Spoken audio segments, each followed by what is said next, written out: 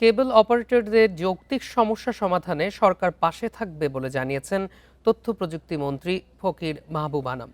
শনিবার রাজধানীর বসুন্ধরা এলাকায় ইন্টারন্যাশনাল কনভেনশন সিটি মিলনায়তনে 3 দিনের আন্তর্জাতিক প্রদর্শনীর সমাপনী অনুষ্ঠানে কথা জানান তিনি। গ্রাহকদের মানসম্মত সেবা নিশ্চিতে অপারেটরদের গুরুত্ব দেওয়ার আহ্বানও জানান মন্ত্রী। 7 মে শুরু হয় international cable TV broadcasting and communication expo. 3 দিনের এই আয়োজনে অংশ নেয় দেশি বিদেশি 67টি প্রতিষ্ঠান। এতে প্রদর্শন করা হয় সর্বাধুনিক কেবল টিভি, ব্রডকাস্টিং ও কমিউনিকেশন প্রযুক্তি ও সেবা।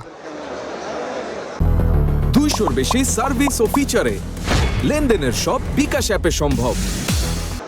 শনিবার সমাপনী অনুষ্ঠানে আয়োজকরা জানান, গত বছরের তুলনায় এবার অংশগ্রহণকারীর সংখ্যা বেশি।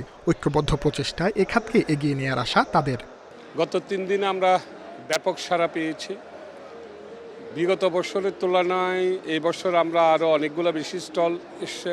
এইভাবে যদি আমাদের অংশগ্রহণ এবং সমর্থন যদি পাই, যারা এই মেলা অংশগ্রহণ করেছেন, আগামীতে হয়তো আরও বড় পরিসরে আমরা এই মেলার আয়োজন করতে পারবো। যে কন্টেন্ট, যে ভেন্ডর যারাই এখানে এসছে সবাই কিন্তু তাদের নলেজটাকে এখানে শেয়ার করেছে। অনুষ্ঠানে তথ্য প্রযুক্তি মন্ত্রী বলেন, এই খাতের আধুনিকায়নে অবকাঠামো উন্নয়ন, নীতিগত সহায়তা, দক্ষ মানব সম্পদ তৈরি ও প্রযুক্তিগত উদ্ভাবনে সর্বোচ্চ গুরুত্ব দিচ্ছে সরকার।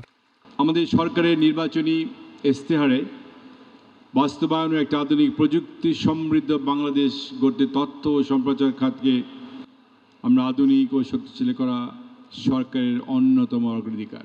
নীতিমালা প্রণয়ন, মানব সম্পদ তৈরিতে বিভিন্ন উদ্যোগ গ্রহণ করেছি। প্রযুক্তি ব্যবহারে নৈতিকতা, গ্রাহকদের তথ্য নিরাপত্তা এবং মানসম্মত সেবা নিশ্চিত করতে কেবল অপারেটরদের আহ্বান জানান মন্ত্রী। বিল্ডিং, অফিস, আদালতে সাজ্জাদ হোসেন, ইন্ডিপেন্ডেন্ট নিউজ, ঢাকা।